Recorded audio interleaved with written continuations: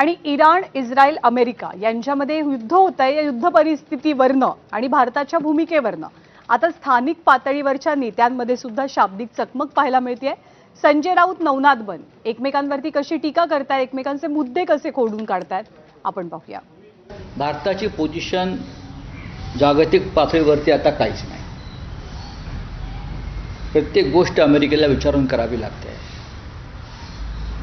1947 पर्यंत देश ब्रिटिशांचा गुलाम होता आणि त्या गुलामगिरीविरुद्ध 150 वर्षाचा संघर्ष आम्ही सगळ्यांनी केला, आमच्या पूर्वजांनी केला. आताचे राज्यकर्त्यांचे पूर्वज किंवा वंशज त्या युद्धामध्ये, त्या स्वातंत्र्य लढाईमध्ये नव्हते. आणि अलीकडच्या काळामध्ये हा देश अमेरिकेचा गुलाम होताना दिसतोय. जगामध्ये भारताची पोझिशन अतिशय चांगल्या स्थितीमध्ये आहे. संजय राऊत, तुमची आणि तुमच्या पक्षाची पोझिशन काय आहे याचा जास्त विचार करा. आणि गुलामगिरीची भाषा कोण करतंय? भारत अमेरिकेचा गुलाम नाही.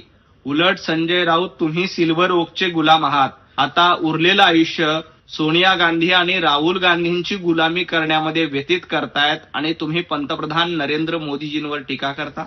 त्यामुळं जे स्वतः गुलाम आहेत त्यांनी इतरांवर बोलू नये. आणि यानंतर आपण राज्यातल्या बातम्यांचा आढावा घेणार आहोत. बातमी आहे विधान परिषदेसंदर्भातली. उद्धव ठाकरे यांचा विधान परिषद